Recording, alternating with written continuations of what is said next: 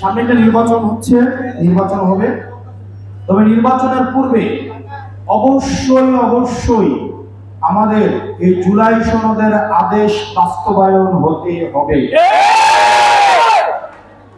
এবং এই আদেশ, এটা কোনো অর্ধ আদেশ বা অধ্যাদেশ, কোনো প্রজ্ঞাপন না, এটা হইতে হবে কি আদেশ। এবং এই আদেশ অবশ্যই ডক্টর মোহাম্মদ ইউনূস তাকে দিতে হবে। এক নম্বর বিষয়। দুই নম্বর বিষয়, আমাদের যে সামনে নির্বাচনটি আছে, সেই নির্বাচনটিকে বানচাল করে দেওয়ার আমরা চক্রান্ত দেখতে পাচ্ছি। এই নির্বাচন সুষ্ঠু হওয়ার জন্য আমাদের রাজনৈতিক দলের দায় রয়েছে, আমরা কোনোভাবেই সেই দায় এড়াইতে পারি না। আমাদের সবাইকে ঐক্যবদ্ধভাবে কাজ করতে হবে। এনসিপি মিডিয়া প্রপাগান্ডার শিকার একাধিকবার হচ্ছে। প্রপাগান্ডার মধ্য থেকেই আমরা ফ্যাক্ট তুলে ধরছি। আমাদেরকে বলা হয়েছিল আমরা নাকি 20টা আসন মন্ত্রীর বিনিময়ে আমরা নাকি জোট করে ফেলছি, এরকম। কিন্তু আমরা ডে 1 থেকে আমরা বলছি এনসিপি স্বতন্ত্রভাবে দাঁড়াবে। যদি আমাদের সাথে কেউ আসতে চায়, সংস্কারপন্থী হয়ে আসতে চায়, যারা সংস্কারে বিশ্বাস করে, বাংলাদেশে বিশ্বাস করে, জুলাইয়ে বিশ্বাস করে, যারা চাঁদাবাজদের বিপক্ষে, টেন্ডারবাজদের বিপক্ষে, সন্ত্রাসের বিপক্ষে, তাদেরকে আমরা দলে নিয়ে আমরা প্রয়োজনে যোগ করব। কিন্তু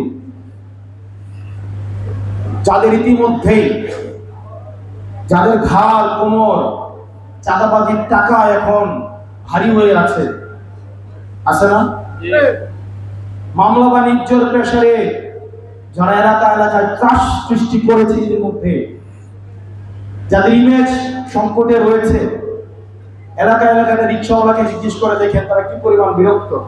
50 টাকা ইনকাম করে 5 টাকা 10 টাকা চাঁদা দিয়ে দিতে হয়। প্রতি পাড়া, জেলা, মহল্লায় চাঁদাবাজির রমরমা বাণিজ্য যারা কায়েম করেছে, তাদের সাথে চুপ করে নির্বাচনের থেকে মরে যাওয়া হয়।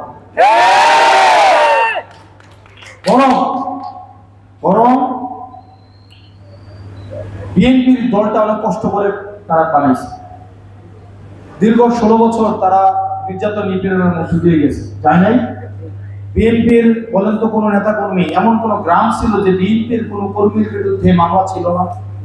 পুরো বাংলাদেশে একটা গ্রাম দেখান আমাকে। এই ত্যাগী যারা আছে বিএনপির কর্মীরা, তারা আজকে দলের মধ্যে কোণঠাসা। আমাদেরকে ফোন দিয়ে তারা বলে যে দেশটার জন্য কিছু তোমরা করো। আমাদের দলটাকে ছিনতাই করে নিয়ে গেছে। আমাদের রক্তে, ঘামে, মেধায় আমরা জেল খেটেছি, আমরা জুলুম করেছি শুধুমাত্র ভোটের অধিকারের জন্য, মত প্রকাশের স্বাধীনতার জন্য।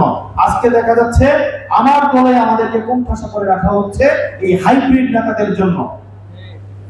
এই হাইব্রিড নেতারা বিএনপিকে হাইজ্যাক করে নিয়ে গিয়েছে।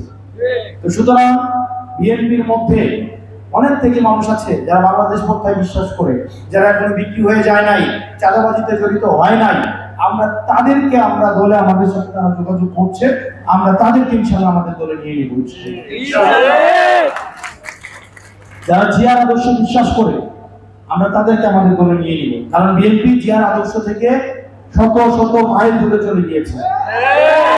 কারণ শহীদ জিয়ার আদর্শ যদি বিশ্বাস করতো, যে মানুষ শহীদ জিয়ার আদর্শে বিশ্বাস করে, এই মানুষের হাতে জীবনে চাঁদা উঠতে পারে না। শহীদ জিয়ার আদর্শে যে বিশ্বাস করে, এই দল কখনো দলীয় কম্বলে গুলি করে হত্যা করতে পারে না। সেজন্য আমরা বিএনপির ত্যাগী নেতা কর্মী যারা আছেন, আমরা তাদেরকে আহ্বান জানাবো।